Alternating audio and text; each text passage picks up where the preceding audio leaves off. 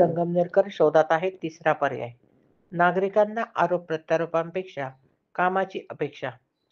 विधानसभा निवडणुकीत सत्ता परिवर्तन झाल्यानंतर संगमनेर तालुक्याच्या सर्वांगीण विकासाची अपेक्षा सर्वसामान्य नागरिकांनी बाळगली होती.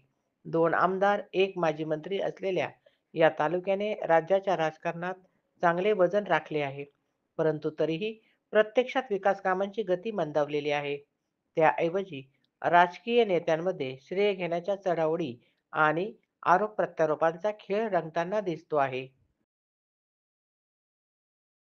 परिणामी नागरिकांमध्ये प्रचंड नाराजी निर्माण झाली असून तिसरा पर्याय पुढे यावा अशी जोरदार मागणी होऊ लागली आहे. 2 आमदार, 1 माजी मंत्री, तरीही विकास ठप्प.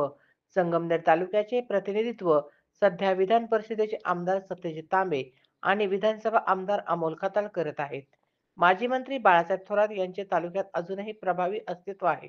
तरी सुद्धा तालुक्यातील जनतेला आजही मूलभूत विकास कामांची प्रतीक्षा आहे. या तिघांमध्ये चांगले राजकीय वजन असूनही त्यांच्या माध्यमातून अपेक्षित निधी आणण्यात व प्रकल्प राबविण्यात यश आलेले नाही. नवीन कामांकडे कुणाचेही लक्ष नसल्याचे चित्र आहे. विकास नव्हे श्रेयवादाची स्पर्धा तालुक्यात सध्या विकास कामांपेक्षा श्रेय घेण्याची चढाओढ अधिक जोरात आहे. कोणत्या रस्त्याचे भूमिपूजन कुणी केले यावरून आजी माजी आमदारांमध्ये स्पर्धा सुरू आहे.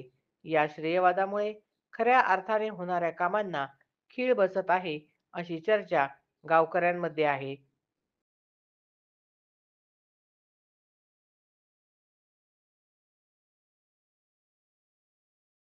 कार्यकर्त्यांमध्ये नाराजी. विधानसभा निवडणुकीनंतर थोरात साखर कारखान्याची निवडणूक झाली.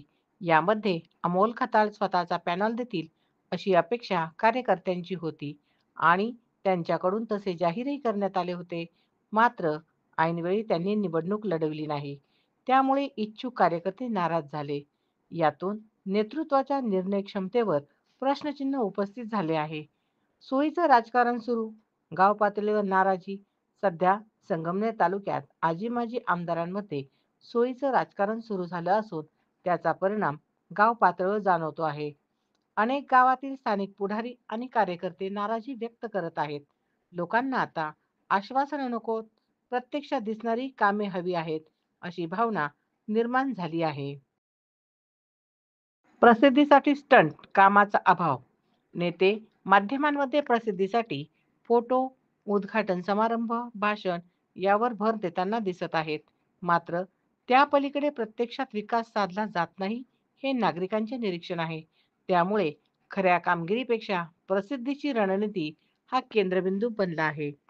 ही परिस्थिती खेदजनक असल्याचे मत अनेकांनी व्यक्त केले. नवीन नेतृत्वाच्या शोधात जनता.